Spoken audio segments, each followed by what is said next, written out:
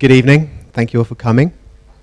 First of all, I think we have to turn all mobile communications off because somehow it interferes with the video and the recording of this for posterity, which is, of course, very important. So thank you all for coming tonight to what has accidentally become a kind of a series of talks which have some sort of theme and have been happening in London tonight, both this week, both here and at the Architecture Foundation.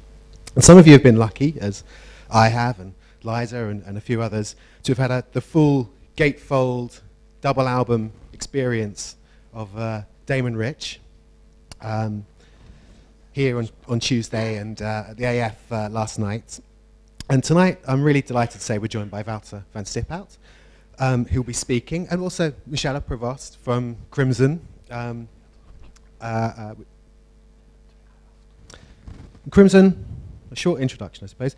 It's a very, to those of us in sort of Anglo-Saxon culture, it's a very strange concept, a kind of insane idea. It's an office of architectural historians that are involved in design, propositions, master plans, operate as clients, policy advisors / makers, alongside more traditional roles that you associate with architectural historians.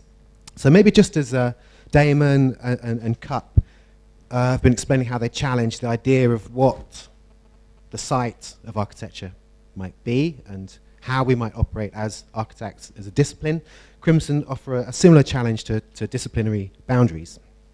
And both, I think, ask very fundamental questions. One is, what can we learn? And what should we do?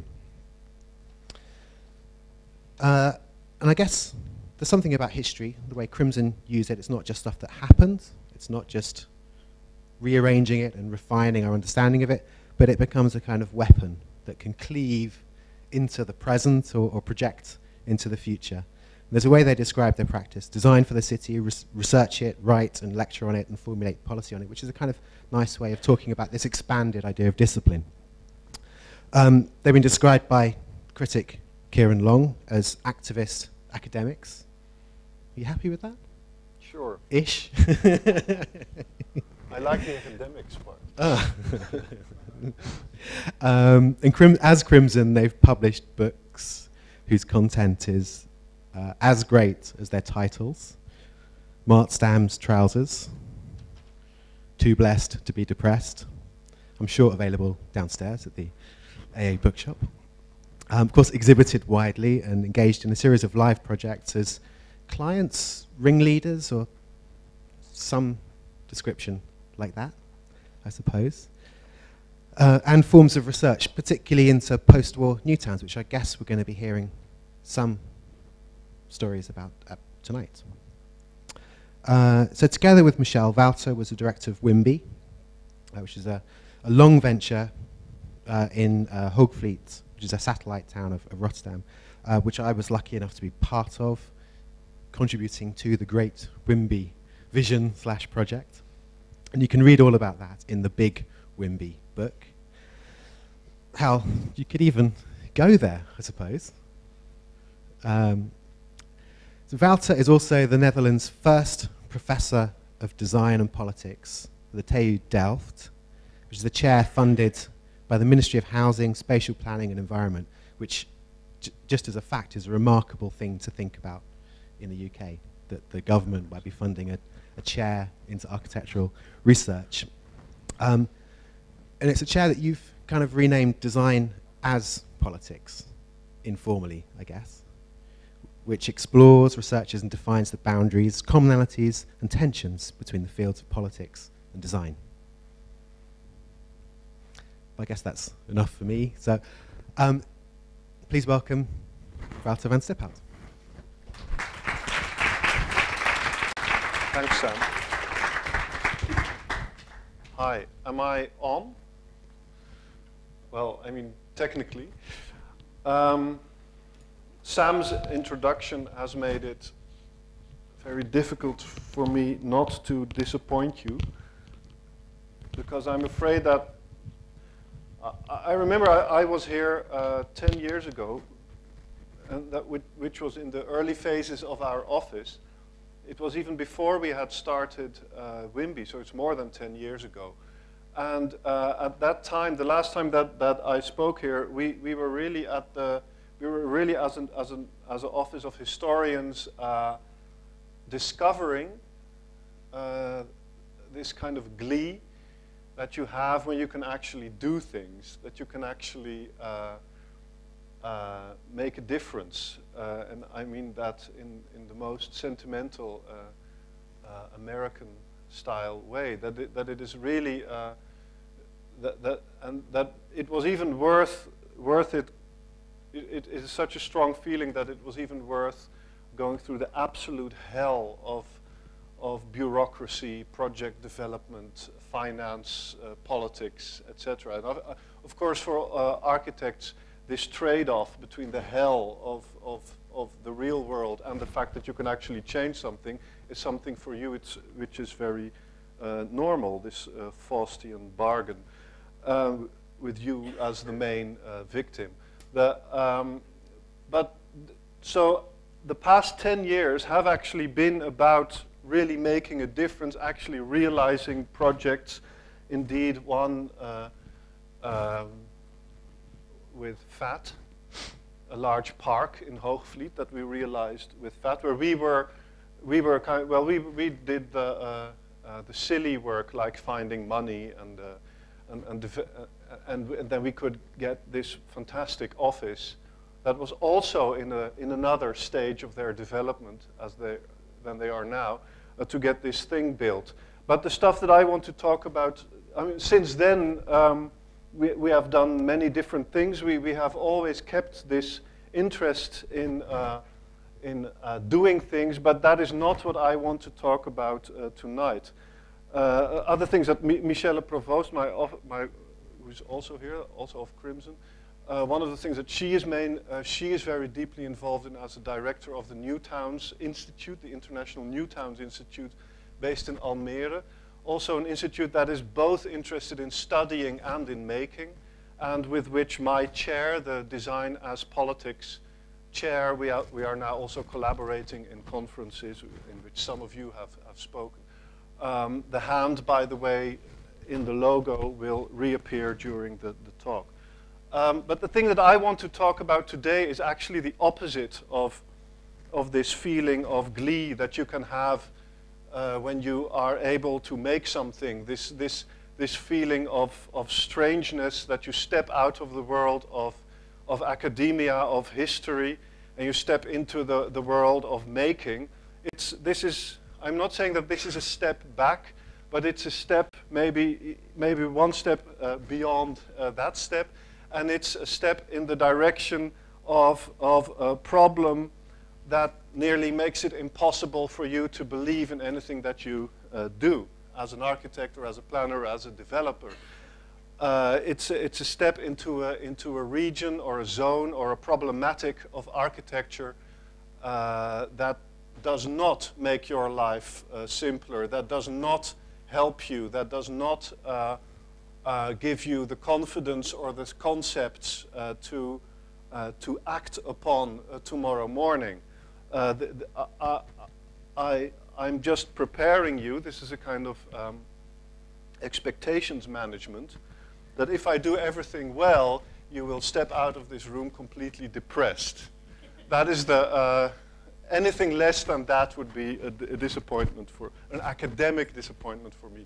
Anyway, of course, the Design as Politics chair was aimed originally by the ministry at closing the gap. Only the Dutch can think that they can. Closing the gap between, on the one hand, the world of design and planning, and on the other hand, the world of politics, to close the gap again and to show that design can be one of the main tools for government to change the world and to change people and to make the world a better place. It is, in this day and age, nearly refreshing how ridiculous it is. It is not a completely eccentric idea in the Netherlands. Also, the director of the Netherlands Architecture Institute, Ole Bouwman, has developed a number of concepts called architecture of consequence and architecture for peace, etc. A kind of idea of architecture that it can really, really directly benefit the world, society. Now, this is maybe this is not so different from it, but it just takes another point of view.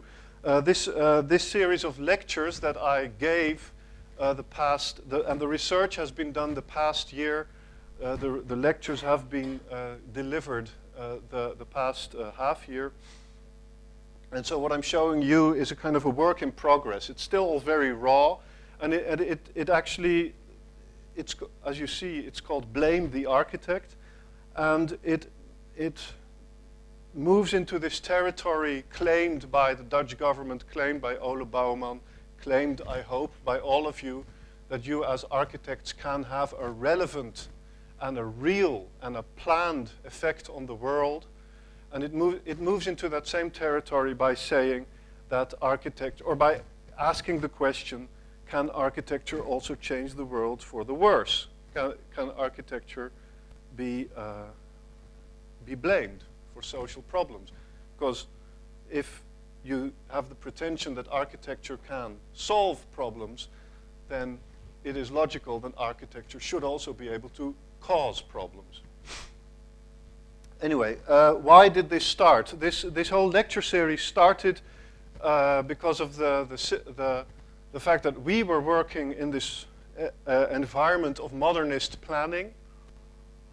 In 2005, the activities and the action of Crimson in Hoogvliet with the Wimby project was probably reaching its climax.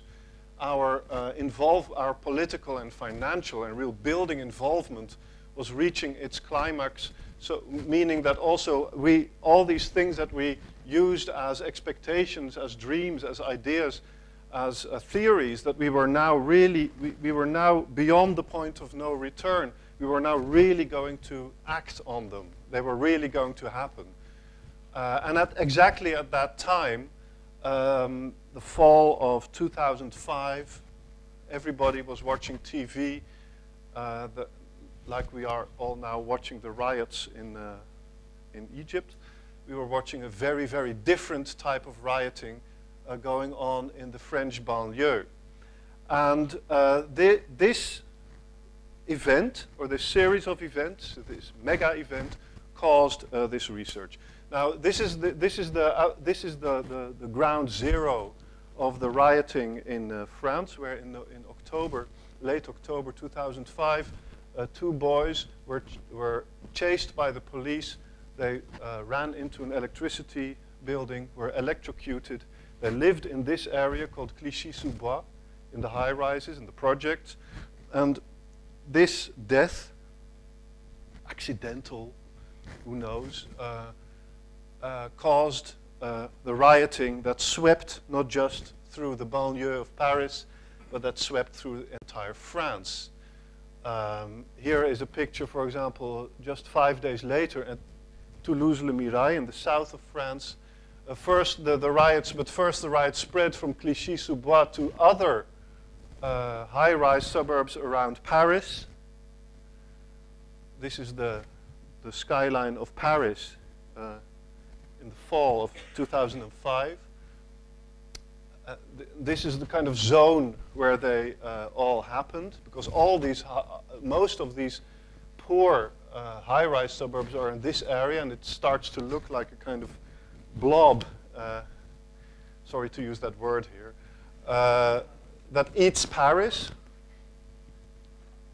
It is not an urban planning project by you-know-who. And you can see, but the weird thing is, I'm not sure if the resolution is if the resolution is high enough, but what is interesting is that the rioting spread not just geographically, but more typologically. So it was a kind of typological spill, oil spill of violence.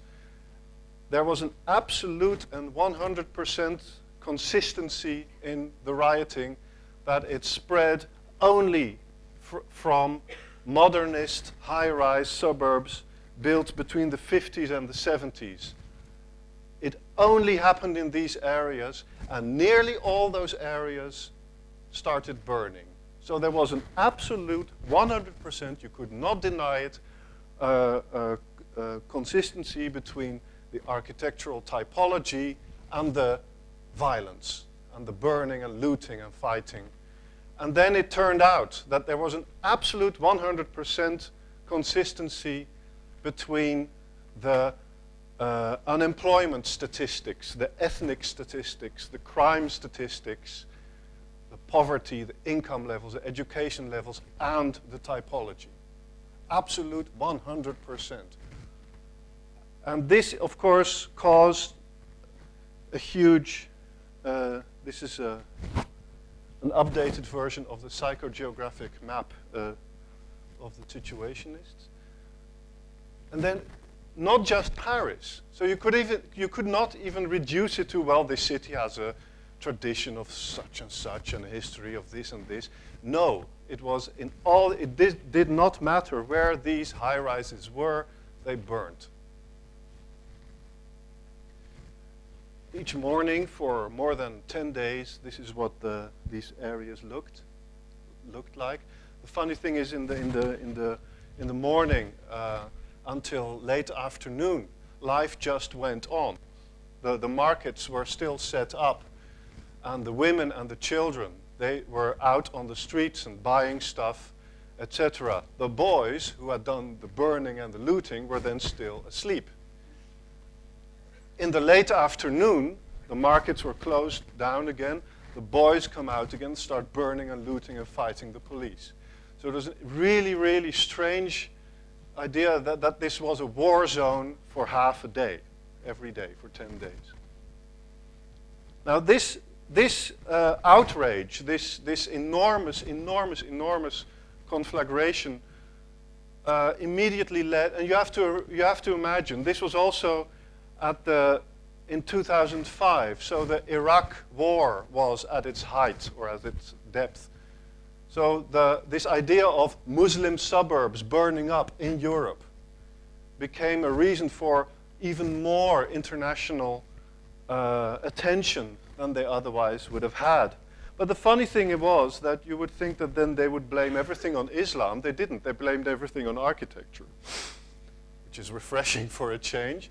But so there were, in The Independent, John Litchfield wrote The Legacy of Le Corbusier, talking about not the burning and the looting and the violence and the crime and the sadness and the desperation and the unemployment and the alienation. All that is the legacy of Le Corbusier.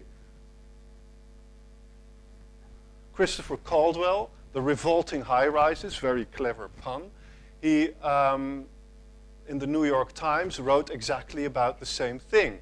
So all over English and French and everywhere, also in the Netherlands, it was clear that a dead Swiss architect who had died like 40 years before was the cause of this disaster.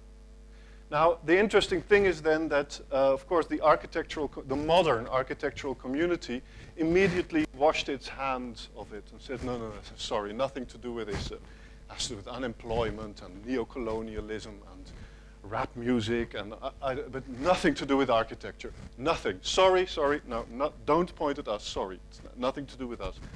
On the other side, everybody said, it's all your fault. The whole thing is your fault. Everything is your fault. Also, some of these people were architects, but then of another school. So it was very interesting, this kind of nearly hysterical polarization about this issue. Is architecture to blame for this stuff, or is it not? And the interesting thing is that the architectural group or school that usually has the most pretensions about claiming their value and their effect on society, the modern ones, were the ones who now said, no, no, no, sorry, this has nothing to do with us, which is kind of contradictory. Anyway, this whole story to me it was not just, by the way, conservative journalists in The Independent or the New York Times who wrote about this, also people from within the architectural community, historical architectural historian Simon Richard, who traced back the alienation in the French suburbs to the idea that Le Corbusier was absolutely not interested in creating cities, in creating the kind of exchange that you have with cities, but that he was just interested in the individual cell and the machine-like stacking of it, and that his architecture was literally anti-social, that it was not about creating a society, but it was just about the stacking of individuals. And then he also said, what we now see in the French banlieue, we see in an even worse, more dense, even more machine-like version, we see in the new towns being built and having been built around Hong Kong and also in mainland China. So it was also a kind of a Cassandra-like warning of what might happen there. So is it true that, there's the hand again, is it true that that automatically leads to this? And is it true that the only way to deal with that is to do what they did there in St. Louis, Missouri in 1972 when they destroyed the Pruitt-Ego complex by Yamasaki? So is it really true that this stuff of which our suburbs and some of our entire cities are made of, that this stuff is so noxious, so bad, so intrinsically bad for society, that it is true that if we destroy it, we at least take away a very important part of the problem? Which actually means that architecture can be the solution by demolishing it. A lot of this in the Netherlands, these riots and this whole discourse around them actually fell, or they landed softly, ideologically. They landed softly in a period that, for example, the Bijlmermeer, in a gigantic Corbusier-inspired high-rise suburb of Amsterdam, was being destroyed using arguments of we have to change the social makeup, we have to make a more harmonious ethnic makeup of this area, we have to create defensible space, etc. We have to destroy this bankrupt idea of urban planning and replace it with one that gives people the chance to develop their lives in a good way, which is the stuff that you see behind it. Kind of hybrid between urban and suburban building. So actually the riots, at least in the Netherlands, and I'm sure that this was true in England too, and in Germany and other places where the demolition of large social housing complexes was on the agenda, the riots could be put to good use. And of course they also had this anti-modernist or anti-social housing, anti-high-rise, anti-modernist, anti-Siam, anti-Le Corbusier, anti-planning, anti-architecture tradition was longer, of course. I mean, the Bijlmermeer was not even built yet, or not even designed yet, and most of the French suburbs had not even been built yet when Jane Jacobs published her Death and Life of Great American Cities, in which she basically said that this kind of concentration, this massification of building and of planning would always lead to alienation and would kill cities. Exactly in the same period, there was an extremely interesting and weird research being done by an American, I think the term is ethologist, somebody who studies the behavior of animals. He did the famous rat city experiment, putting rats together in a installation and making everything comfortable for them. They had enough food, it was cleaned enough, they had enough water, enough warmth, the right temperature, etc. And they could, so everything was there for them to lead a normal and happy life, and they did not have to do anything. They did not have to fight for their existence anymore. The only thing that they did not have more of was space. So you could see that in the beginning the rats started breeding and breeding and breeding and breeding until they reached a certain quantitative point, and then the density within this, you could say, welfare state for rats, the density of rats became so high that the rats started developing all kinds of bad behavior. And I quote, like homosexuality, eating, cannibalism, fighting, self-auto-mutilation, etc., violence, etc. So these rats started to, as a society, started to degenerate, and which then became a term that he called, on these statistics, the behavioral sink. And the interesting thing is, while this started out as a pure ethologist study, out of interest in rats, very soon it was being interpreted as a sociological, having sociological relevance.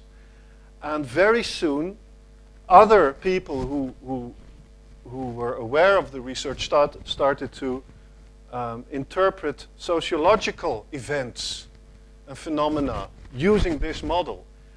And then even John Calhoun himself started to model his new experiments to make them more like people. So to bring in more data that would then make it more easier to interpret it as a sociological study. And it is extremely interesting that exactly at the same time you also had, and this was a very big thing then, also Ballard with high-rise was also exactly in this period where there was an idea that the combination of density and comfort would drive people to degenerate. And also high-rise is directly connected to this rat city experiment. But they all, and I'm sure you all know, it's kind of high-rise in French, Them Rock, the film with Michel Piccoli. So there was, and then of course you also have, so this idea that high-rise and the welfare state are somehow connected and are intrinsically bad for people was also more or less the content of Alice Coleman's famous book in the early 80s, Utopia on Trial, in which she did not just say, like the defensible space people who said high-rises make it difficult for you to defend yourself from crime. She went one step further and said the high-rise and the social housing are intrinsically criminal, or they are intrinsically bad. They drive people to become criminal, not just to make them more vulnerable for criminality, but they become more criminal because, and I can't remember the reasoning behind it. I've read the book, but they use statistics, and I'm a historian, so I never understand statistics. But but it is interesting though that all from the late 50s, early 60s, 70s, 80s, 90s, all through this period that these banlieues were being built, not just in France, but everywhere, at the same time there was a discourse being developed that ranged from the absolutely sensible and absolutely true to the completely crackpot, which was that high-rise and crime and violence and alienation and segregation are intrinsically joined. Now, a person who I'm sure a lot of you know, Theodore Dalrymple, used to be a prison psychiatrist, now a conservative critic and conservative journalist. He also wrote, he made the most comprehensive kind of joining of these themes of of the nanny state, Le Corbusier, social housing, immigration, and a culture of violence.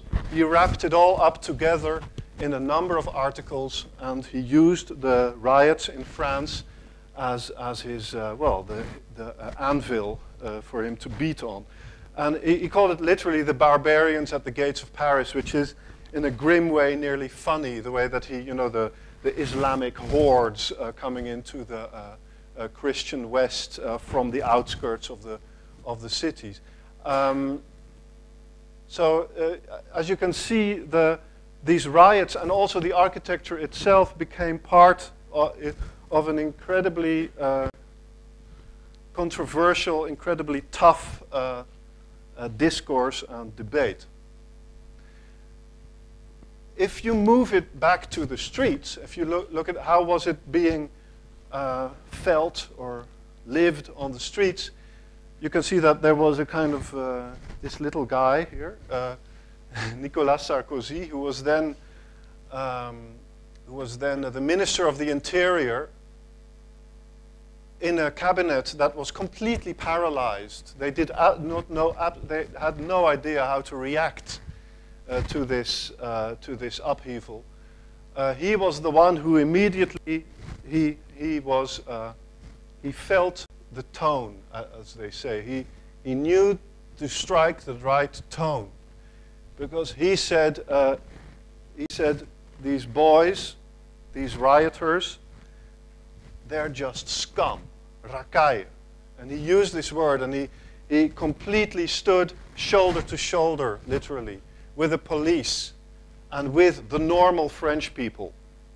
And he said, it's this scum, and we will not tolerate this, and we will beat them back, and we will smoke them out, and we will, all kind of French, Francophile Bushisms, Francophone Bushisms were used. And so but then on the streets, you could see that another kind of discourse was being developed, which you can agree with or disagree with or just accept. And it is that the rioters, the mob, according to Sarkozy, did not see themselves as the mob, but they saw themselves as insurrectionists. They were not just criminal or alienated, or they were not helpless rats who just reacted as non-humans, but just as a group. They were not helpless victims of architecture, as the left-wing critics of architecture would have them be. And they were not just mindless scum, as the right-wing critics would have them be. No, they were insurrectionists. And they were in France, the country of revolution, which is why this, for example, this movie poster, it's a movie by, it's a movie, it's from the point of view of a couple of boys who are part of the riots in Toulouse-le-Mirail in the south of France. That's why they take this image of Marianne leading the French revolutionaries on the barricades, and they take it for themselves, and it's not the streets of Paris, but it's the high-rises of the French banlieue. So the interesting thing is, while they are being seen as the barbarians at the gates by the ethnic French themselves, they themselves take the core of the French civilization and make it their own. They say, we are not mindless scum or helpless victims. We are revolutionaries. And we are being suppressed by the police. This is the colonial war all over again. we are revolutionaries. This is an insurrection. This is not a riot. This is an insurrection. Another interesting, a very, very respected New York Times columnist, David Brooks, he did not blame. He also laid the blame somewhere at a cultural, on a cultural doorstep. He laid it on the doorstep of the rap culture. David Brooks said that the French riots show that it is this culture of materialistic, blind, macho, sexist, murderous violence that is being celebrated in American hip-hop culture and that has now been imported nearly all over the world, that this gangster culture that is now completely out of context has landed in the French banlieue is one of the main causes of the violence. So again, you can see here another ideological agenda is being projected on these riots. And then for example, it's also interesting that all these websites, these kind of insurrectionist websites of these rioters in France, they were also doing permanent shout-outs to their hood. But of course, their hood is an arrondissement then in France. So for them, it was not like Compton, it was 91. So it was interesting indeed that there was this taking of the gangster repertoire and using it as a kind of celebration of this violence. And David Brooks said that this was one of the main causes of it. Here you see some examples of this very interesting, very far evolved, and indeed sometimes very violent French hip-hop. The Ministère Amer, which means something like the Department of Bitterness. And Dizzy La Peste, you can see this is like the Californian rapper standing in their hood. This is their hood, the modernist Corbusier high-rises around French cities. Now, what it also caused this whole thing was a kind of painful to watch kind of orgy of resurrection frenzy on the part of architects. A kind of this is a Sarkozy who, on the wave of the riots, became president, and one of the first things he did was give a big speech in the House of Architecture, and then invite, and this is the front row, and then announcing this project for Le Grand Paris, that my forebears, he said, have forgotten about.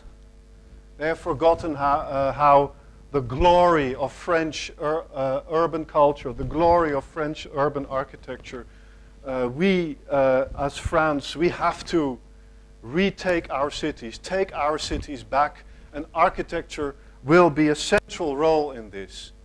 And then the ridiculous thing is that these guys show up on the front row.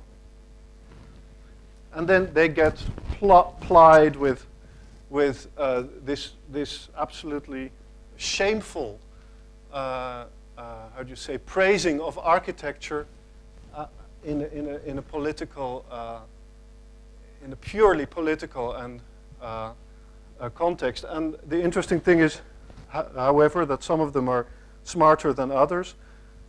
These are not, in the end, it was kind of the B list that then got the job, but still, it did cause, so the first ones were maybe for the cameras, and these are the guys who actually got the job. There's only one overlap, and it's Christian de Portzamparc. And they started, and then the architecture became this kind of purely theoretical savior of this big urban problem. And this is I'll say a little bit more about it later. This is the kind of stuff that is still being produced. An enormous architectural commission to produce new concepts, how to link Paris to the North Sea, how to how to create a huge umbrella-like concepts that would again integrate the banlieue into the city. Of course, it's all sustainable. It's an enormous and extremely expensive architectural mega commission. And one of them is my colleague in Delft, Winnie Maas. For example, started thinking, what if we bring all again, statistics. What if we bring all the airports together in one big cube that would float above Paris? Would that not solve, etc.? A film was made about him, the president and the architect. So it was this frenzy on the part of architects that finally we have a cause again. Finally we have a huge problem again. Finally we are being called. The president is calling us to come and to help. This is un lieu rassembleur, means a place that will bring people together. It's an accident that this other image is next to it. So this was just the reason for doing the research. Now the research, well, the kind of research that we started to do into these riots was, on the one hand, we selected a number of riots of the last 50 years. We tried to, I now teach in Delft, so I have the opportunity to work with people who make these kinds of images. So we put them in timelines. We try to look for similarities, for patterns that come up, that are repeating. We try to understand, is there a kind of typical riot? Is there a kind of typical structure that it follows? What is the relationship with the spatial context in which it happens? How, literally on the smallest scale, on the scale of the street. For example, if I take it through, there's things that do come up. There's always this trigger event. And this could be an event that would have happened 400 times before and would not have led to massive rioting, but this one time it does.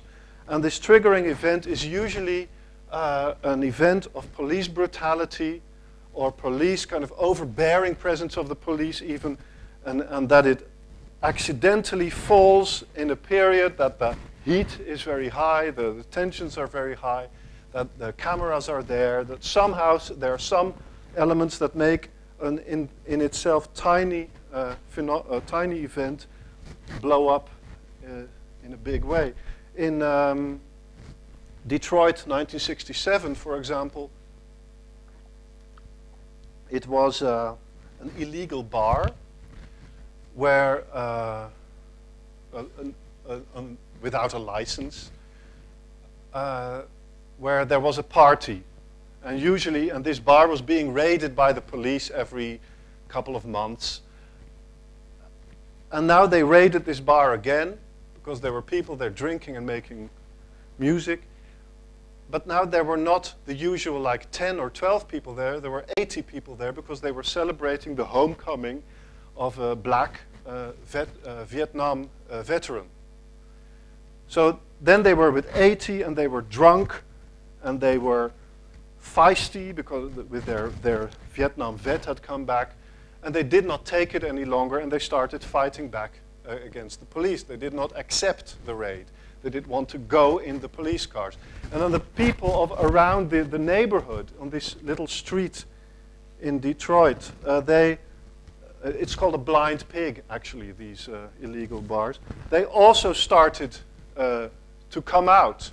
And instead of just looking at it, they also, even women, wives, mothers, they started to throw rocks and bottles at the police and to pull back their sons from the police, from the policemen. And then from this, this scuffle, it blew up and it destroyed. This is the kind of scientific research that we at the Technical University of Delft are so proud of. It literally spread.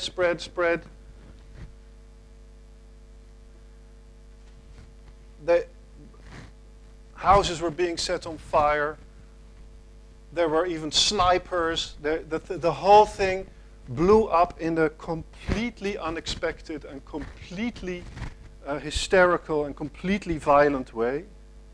And it spread out along all the streets and avenues of Detroit, and it more or less laid waste to an enormous part of this city. And the interesting thing is, in a sense, it stayed in Detroit, but it happened in you could say, a very long season of 3 years, a season of rioting, where a number of things came together: segregation, the first civil rights results, a kind of black awakening, the Vietnam War, etc. Meaning so it did set fire to each other. You had the Watts Riots in 1965, the Newark Riots in 1967. But there were no direct, it was not like in France where there was a direct link. They all happened in this, these embers started burning in the same heat. So then the Broadwater Farm riots around the corner also started out with a very dubious and kind of ambiguous and kind of weird, and nobody really knows about it.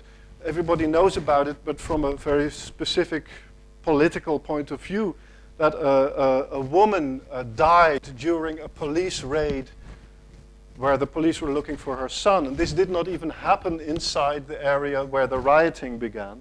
But then this rioting in this council estate in London started out. And the interesting thing here is, here you can see a kind of real architectural dimension to the rioting, to the fighting, where it was really so that the police tried their utmost at least keeping the rioters inside the high-rise area, and to clean the kind of suburban, this Victorian suburban streets, clean them from rioters. And so there was a kind of implicit to drive them back into their lair, into their castle. And so it didn't matter what happened inside that place, as long as it didn't spread out into the streets where the normal people live. So here you can really see a kind of mutual effect of architecture and a spatial dimension to the fighting. And it was literally in this zone, this kind of non-place scar tissue in between the suburban, Victorian suburban streets and this strange modernist UFO that stood there in this strange non-zone that the worst fighting happened. And of course, the worst incident here, or the most famous incident, was the stabbing to death of P.C. Blakelock, which actually happened when the rioters succeeded in drawing the police in. I mean, this is I'm now telling it from the point of view of the police, and then isolating them and killing one of them. So you can see here that it's literally a kind of idea of a castle that you want to chase the mob into, and so here there's a real architectural dimension. And again, it happens in a very long season of rioting from the late 70s until the middle 80s, with, of course, the Brixton riots, the Notting Hill riots, the Handsworth riots in Birmingham, etc. So also here you have the same type of relationship as in the American civil rights riots in the 60s, in the late 60s.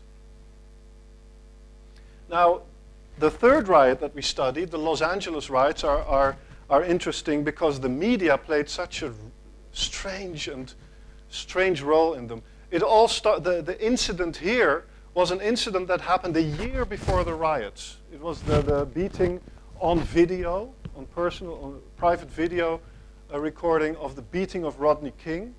Based on this video that was then sent to cable stations, these policemen were being tried by an all-white jury in a suburban community in the valley, and then they were acquitted, and it was the acquittal that then was the starting point of the riot. So you can see that the starting point and the trigger were were separated by a year, and media played a central role in that.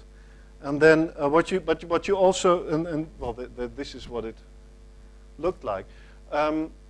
What you also see here, another one of our technical analysis drawings. What you can see here is also that even in LA there was an architectural pattern to the rioting, in the sense that people went to corners, street corners, where avenues cross. So the ones with street lights and everything. And then they started throwing rocks and Molotov cocktails at cars. So here, it was always the corners. And also one of the most famous incidents here was also on a corner, this corner, between two gas stations, or a gas station and a Walgreens, I think. But then here the riot just spread in the classic Detroit way, just as an oil spill. But the interesting thing here was that it also spilled out until it reached Hollywood and Beverly Hills even, which then became the most scary and, in a way, the most fun part of these riots. So from these, and then of course these are the two boys that got killed in the electricity station. Now, the media, I'm going to skip because I've said enough about it, I think. The media, if you look at the role of media, is very important for this story. For example, the riots in Detroit in the late 60s, you still had the classical media, the Detroit Free Press, national television, Walter Cronkite reporting on some very precisely chosen and edited footage of the riots, and kind of thoughtful articles in Time magazine. If you look at the Broadwater Farm riots, you would have much more television coverage, and what you would have is your wonderful British tradition of tabloid newspapers who would start stoking the fire in a much more aggressive way than even the American newspapers dared to do, or were allowed to do, in the late 60s in America. Then if you look at the Los Angeles riots, they are so interesting because there was this neurotic, permanent coverage of everything. People who lived in the middle of the riot zones watched the riots on television.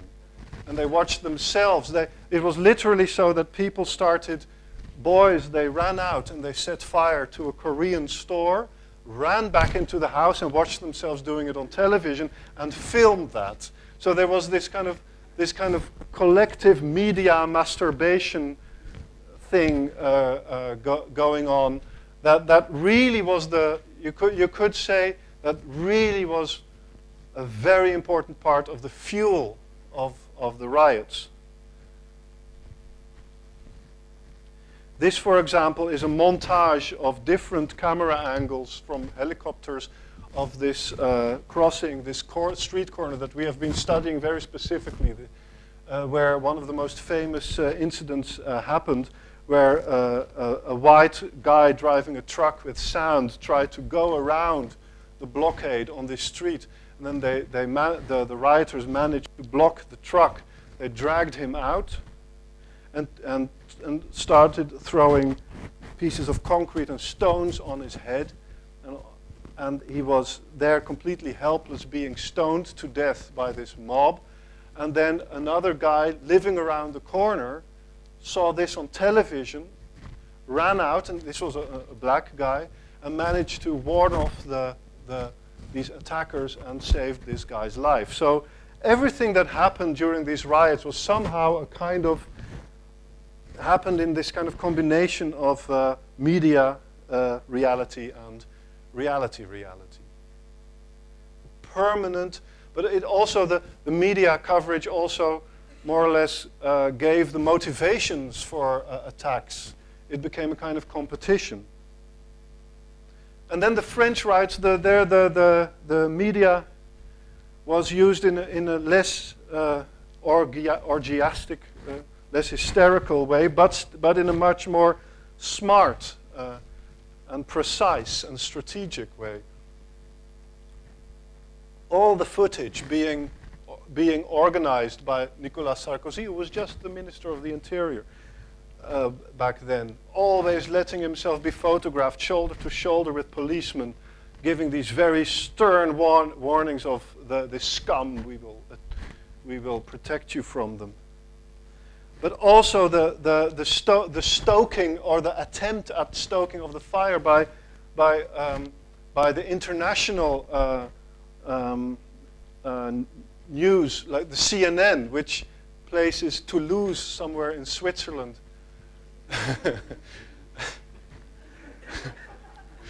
And they made this permanent connection, as I said before, between this other war that was also going on. So it was a kind of a welcome change, but then, or another chapter, or a sequel to the constant, more depressing, boring, nearly, footage of the fighting in Iraq.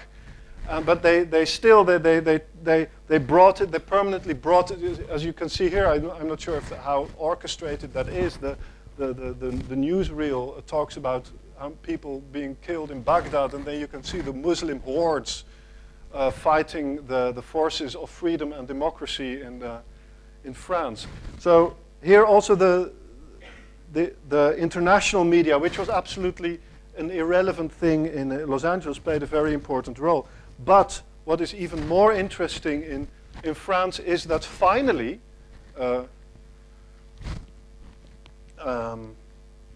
also the other party had access to media and used media in an active and an effective way. They did not just, they had this, there was a kind of a blossoming of blog sites.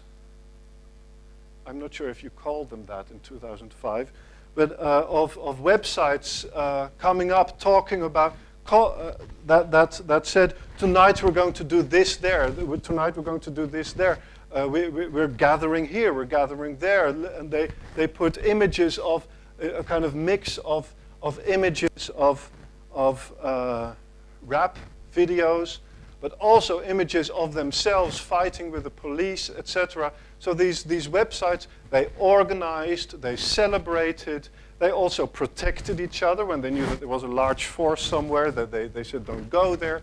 And this was then also combined with the fact that they all had mobile phones, all using text messages, etc. So here, this is the first riot of these four, where the media, or a big part of the media, was also used by the rioters, insurrectionists, whatever you want, themselves.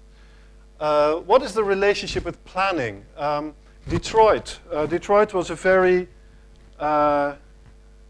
city that was going and this is an interesting phenomenon, exactly at the point that the riots started to happen, and the riots kind of ripped off the mask of the city and revealed a city of desperation, segregation, poverty, alienation, unemployment, etc. Exactly at that point, this happened at a point that the city officials were absolutely convinced that they were at a high point in their city's development, that they were on a roll, that they were in the zone with planning, that they were really, really, really getting it right all the time, day after day. That their city was really up on the beginning of an endless boom. And that planning, this strange thing still in the 60s in America, this strange thing imported from Europe and then in the Harvard University changed into something that could be used in America and then deployed in Detroit. This was a huge cause of optimism.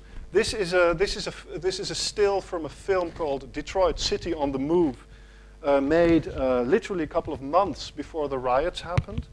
And it starts out with this planner showing his ideas for Detroit, retroactively cutting up the city into a series, nearly to turn it retroactively into a kind of British Newtown with neighborhoods of a certain number of people and the primary schools in the middle, etc. With fantastic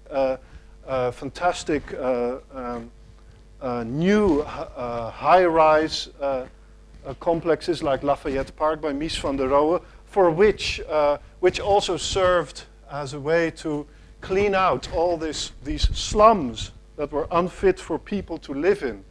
And so this enormous cleaning up, this enormous taking apart and recutting and cleaning up and redividing and modernizing the city, that was what was going on just before the riots. And in a way, that was one of the things that caused the riots. Because that area there, you can see the people, their furniture just being left on the streets and then the demolition being on, a kind of image that reminds you of Chinese cities very recently. This was actually one of the major hubs of the black cultural life in Detroit at that time. It was an area called Black Bottom, where Billie Holiday used to sing, where Duke Ellington played, where black artists came together, where there were enormous amount of bars, etc. And this was being demolished for a huge the redevelopment plan that then ended up in one of the most treasured pieces of architecture, of urban architecture that we know. It is also not strange that in the late 60s, early 70s, urban renewal in the black community was also called nigger removal. And this is, for example, an album by the funk and soul band Tower of Power, who later, I have to say, this is too depressing, this story. They later rented themselves out to Phil Collins. But they became the horn section of Phil Collins. But then they were still Black Panthers. And this is their album called Urban Renewal. And you can see what they, as black activist musicians, understood what urban renewal was. Pure destruction. In Los Angeles, on a more subtle level, a little bit the same thing happened, because what you can read in the book by Rainer Banham on Los Angeles, these enormous plains running down from downtown to the sea, to Long Beach, what Banham called the plains of Id. This area was, until the 40s, 50s, crisscrossed by tram lines. It was an area that was really in the heart of the city. You could go anywhere from everywhere from this part of the city. And then in the 50s and 60s, urban renewal and highway development came. All the tramways were being abolished. They disappeared. And this area was more or less cut up into the leftover chunks in between the freeway system. So from the 50s and 60s onward, on a kind of a structural way, an entirely functioning part of the city was cut up into chunks, and these chunks in themselves did not function anymore. They lost jobs, they lost income, they did not have any tax base anymore, and they did not have any public transportation, public facilities anymore. So here you can also see a direct consequence of planning on the health, you could say, of the city in an adverse way. And also another more controversial thing is something that happened throughout many American cities, is that while in the 30s, 40s, and 50s there were social housing projects, America was one of the biggest producers of social housing, as Damon can tell you, or probably has told you. But the interesting thing is that this social housing for blacks, segregated, absolutely. The segregation caused that blacks had very little choice of where to live. Also, the middle-class blacks, as soon as the civil rights were instated and blacks could go and live wherever they wanted, the middle class, as soon as they could afford it, they left the social housing areas, and then they became even more segregated, because they were not just segregated anymore on race, but they became effectively segregated on class. So these low-rise social housing areas in cities like Los Angeles in the 60s, from the 60s, 70s onwards, also became concentrations of crime, unemployment, single-parent families, etc. Now in England, you could say that the planning also started out with this kind of huge optimism. Here, a former teacher here, I think, designed this, Peter Smithson. The bomb sites were being filled out with these fantastic opportunities of modernist architecture. So they're all over the city. This scale jump happened, but then also in England, this scale jump was not even finished before the criticism of it, Alice Coleman and her forebears and heirs came. And for example, I found this article in I can't remember which planning magazine, which it was a kind of nearly obsessive scientific article about the thing to do to solve the social problems of high-rise complexes in Britain is to take away all the pedestrian walkways. And it's a research on what are the precise statistical effects on crime if you take away the pedestrian walkways. So what you have in England is that these high-rise things were put down with an incredible enthusiasm, and then they were not even finished, or that people were sawing them to bits already. In France, a little bit the same thing. One of the biggest waves of public planning that you can ever imagine, in what they say the 30 glorieuses, the 30 glorious years of planning, from the 40s to the 70s, where the entire landscape of France was being rearranged in this manner, thereby overcoming one of the worst housing situations of post-war Europe. So but then this stuff was not even finished yet, or in the early 70s and the 80s, already the social problems were arising. And that is the interesting thing of these enormous planning waves, is that on the one hand they are too slow, so they are not even finished yet before the fashion or the political situation or the economy has changed and goes against them and destroys them from within. So there is nearly a kind of intrinsic failure built into the entire planning system, you could say. At least in France, it seems that way. So these are images from the 80s, 70s. La France malade de ses HLM, meaning France is sick with its social housing. And then the top one says some ideas of HLM are maybe a little bit dated. So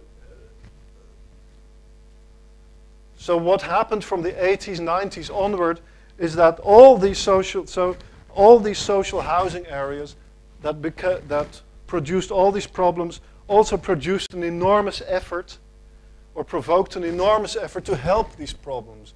So you had an enormous bureaucracy of measuring the exact amount of unemployment, of leaving school, of crime, of age, of ethnicity, etc. And according to these problems, an enormous governmental investment was being done to help them to bring in the social workers, but also to, especially from the 90s onwards, also to start demolishing parts of them and to say these areas are the problem. There are too many people of one kind living on top of each other, and that is why we have to have le grand projet de ville. So after this is typical French, you could say, that they discover the enormous problems that have come out of this too large planning effort, and then they solve them with an even larger planning effort to help. And then they say it's bottom up, and we do it bottom up everywhere at the same time, and the president leads it. So this is what was happening in France in the 80s, 90s, and the last 10 years. That there was an enormous effort that more and more went towards demolition and bringing in middle-class housing and bringing in market investment into these areas, and which created an enormous sense of, on the streets of these areas, that they understood that they were the problem, that their houses were the problem, they themselves were the problem, their ethnicity was the problem, the fact that they had no job was a problem. So they started to the feeling on the street turned into an enormous distrust of all these efforts of government against these areas that is very, very comparable to this, you could say, this black resentment against urban renewal in the American 60s. All these areas were filled with building boards like this, and turning them into a kind of permanent building site, which also looks slightly like Baghdad. Now the last part, I saved this for the last, so in order, it's the most difficult to talk about.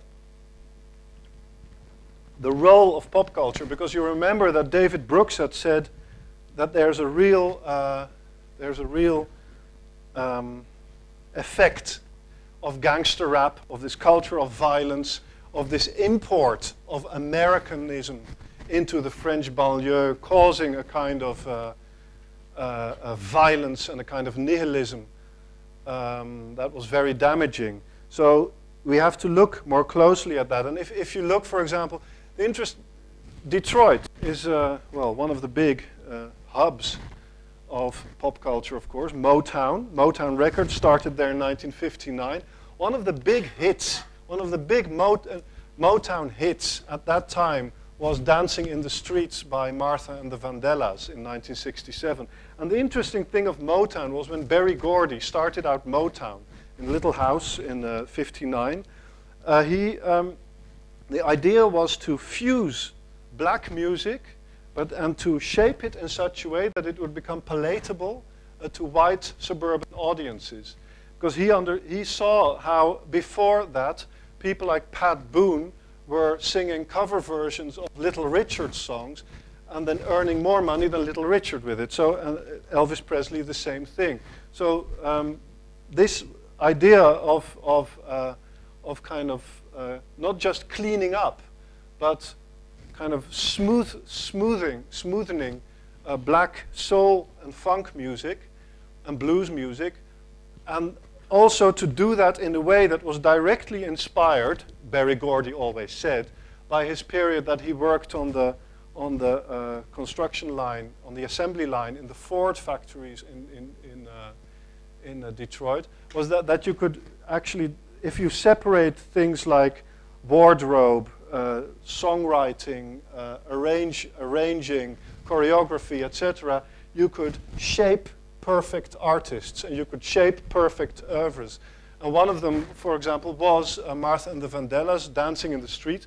And the interesting thing was that, so this was also extremely successful. So you can say that also Motown was this symbol of we can all get along, of there is a kind of integration possible between the white culture and black culture.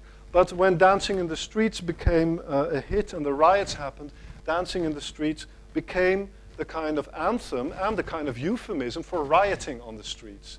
So Dancing in the Streets was constantly played by the insurrectionists of Detroit when they started fighting the police.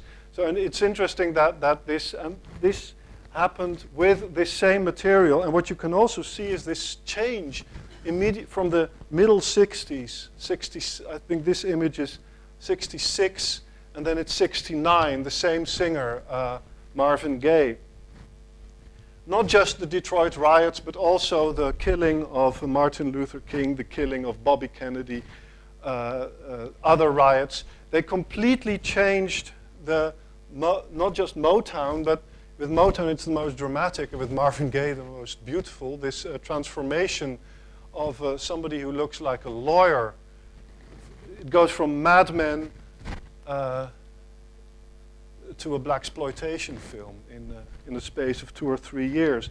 And also he did not sing about heartache and pain anymore, or he did sing about pain, but he started singing about the inner city blues, and he started looking angry and wearing a different kind of clothing. So you can see how there's this kind of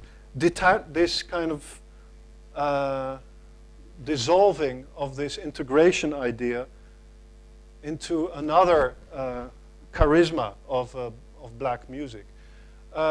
the interesting thing, though, is this strange way that white boys react to this. The Black Panther movement was also happening in the late 60s, and then there was a group of white suburban boys that formed a group called the MC5, and with John Sinclair and those people around it, they said, Black Panther, then we'll start the White Panther movement. And I'm sure that all of you understand this, but this was not like, okay, we're the White Panthers and we're going to fight the Black Panthers. It's like, no, we're also joining the fight with the Black Panthers, but we're the White Panthers, and we're also going to fight the man, fight the system, fight the police, fight segregation. And just as a very tiny little insight in how this worked, there was one of the most famous songs by the MC5, who you see pictured below, was a song called The Motor City is Burning. And this song was originally by John Lee Hooker, who was at the time living in Detroit. And if you compare it's a cover version, it's the same song, but if you compare how they interpret the song, John Lee Hooker kind of is sad, desperate, resigned. He says, the Motor City is burning, there ain't a thing that I can do, we have to get out of here, etc. These white punks, they said, the Motor City is burning, etc. And then it kind of degenerates. They said, I may be a white boy, but I can be bad too. Kind of, yes, it's true now, yes, it's true now, let it all burn, let it all burn. So it's this strange thing that these white boys take this song and turn it into something directly violent and explicitly destructive. And you could say, well, that's easy for them because it's not their city. In Britain, in the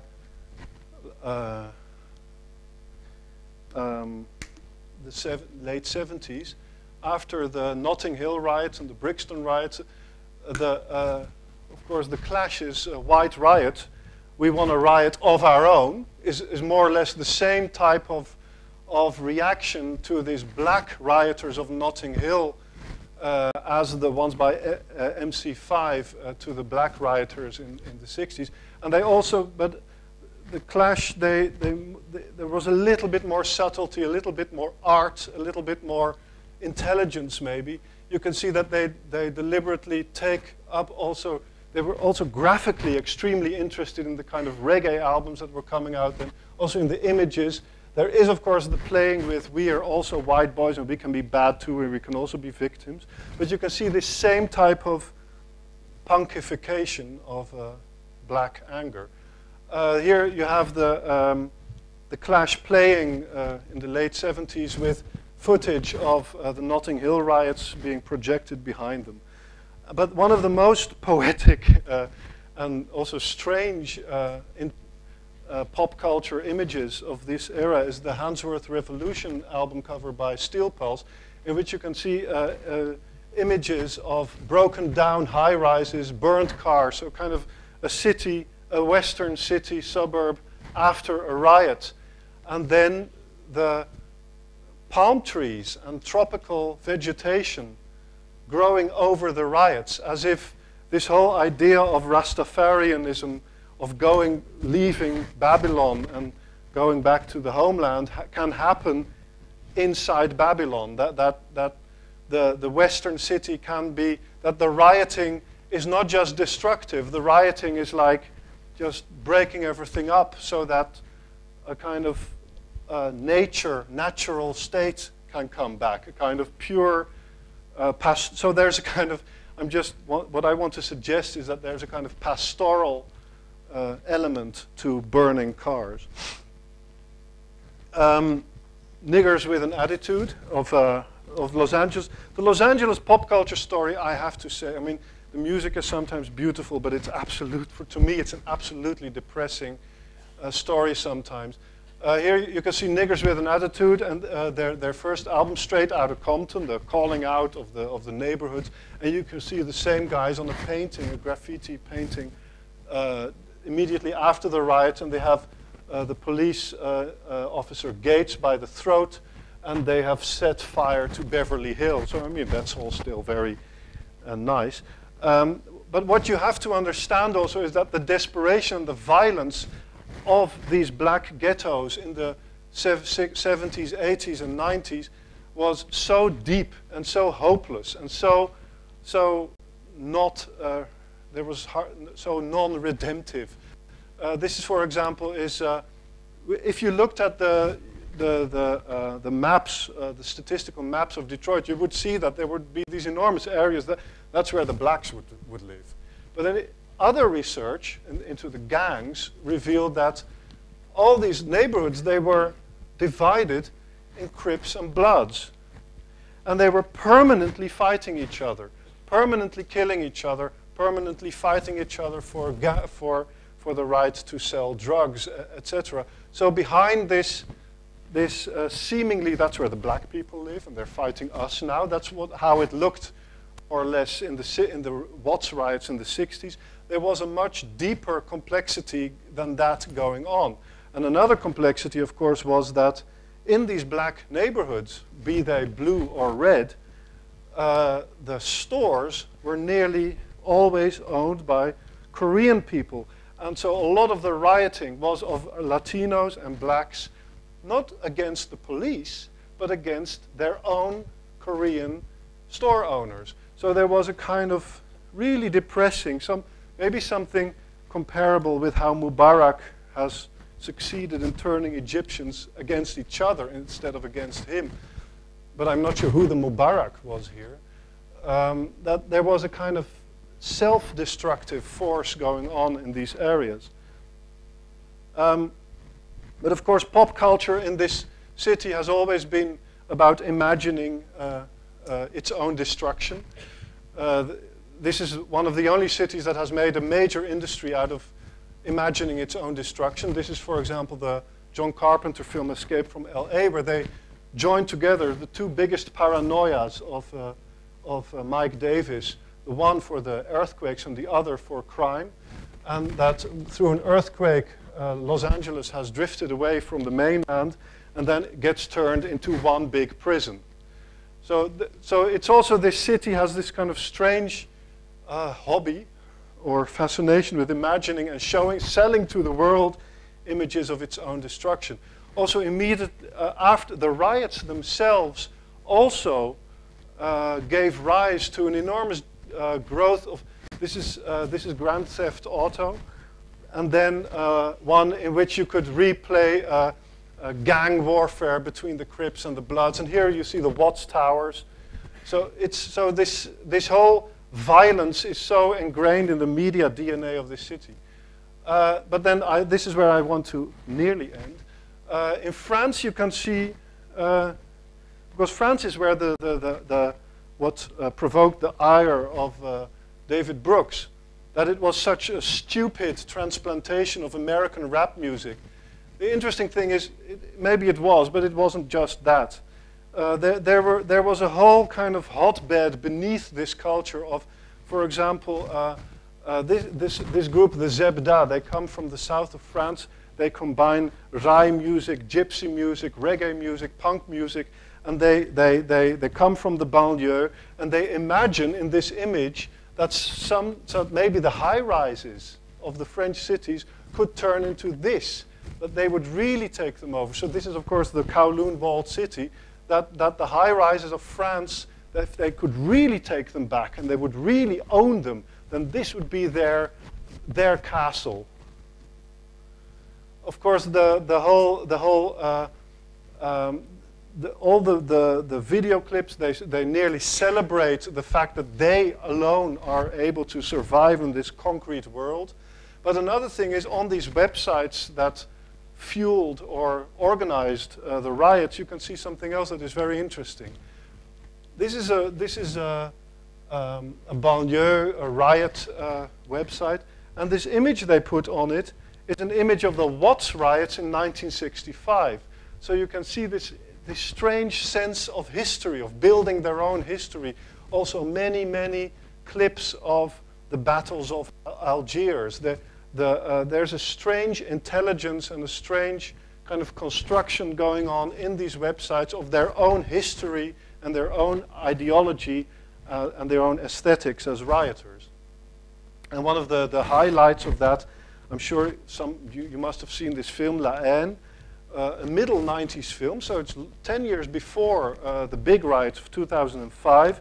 It's a film about rioting and boys clashing with the police, feeling completely alienated from the center of the city, drifting into crime and drug abuse and etc. It's the hate, that's what it's about these feelings of hate against the system. One of the most beautiful scenes of this film, you should all look it up on YouTube, is at a certain point, this North African boy, he's a DJ and he moves his boxes to the outside of this high-rise window, and then he starts mixing two records, and one is Nique la police, which is fuck the police, but then in French, and the other is Non rien de rien, Je ne regrette rien by Edith Piaf.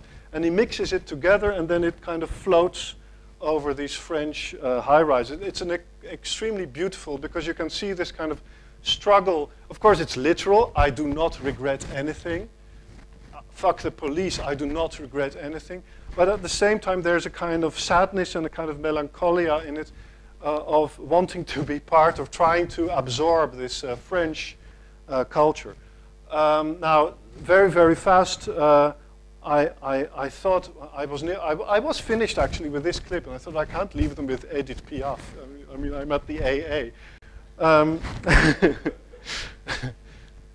The Architectural Association. And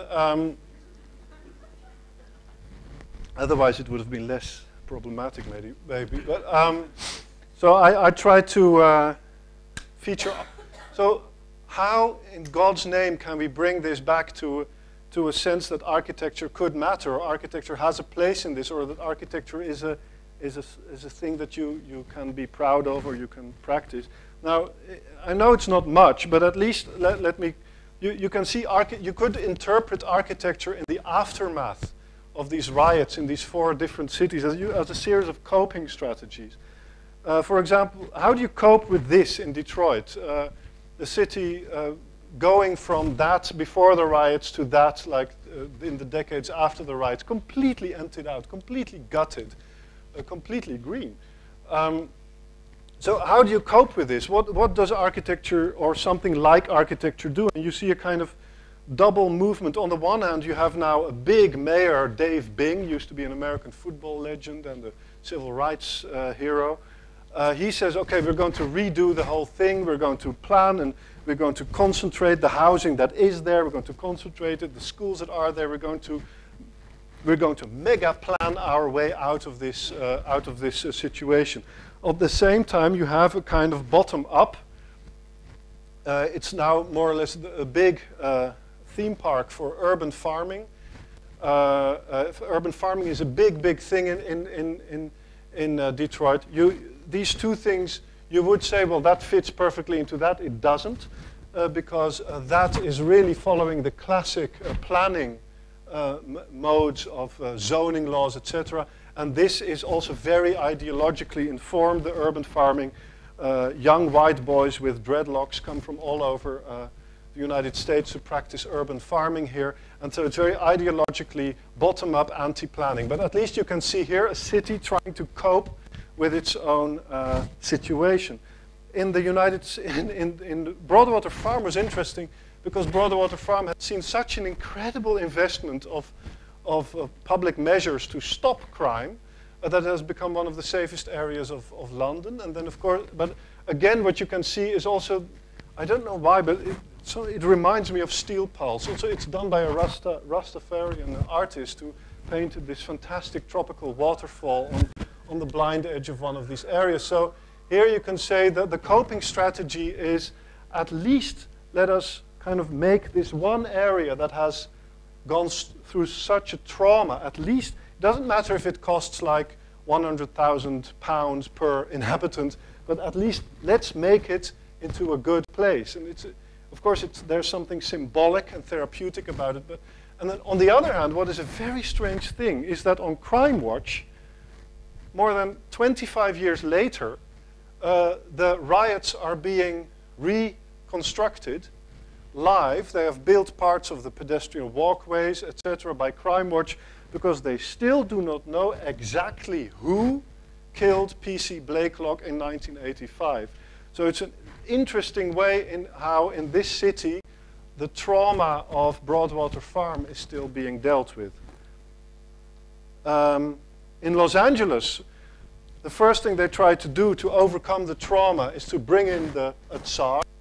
This Tsar was a Tsar because he had organized the Olympics 10 years before, or not even 10 years before, Peter Uberroth, and then he was supposed to then rebuild LA. His was a hopeless failure. It crashed in the face of all this incredible complexity.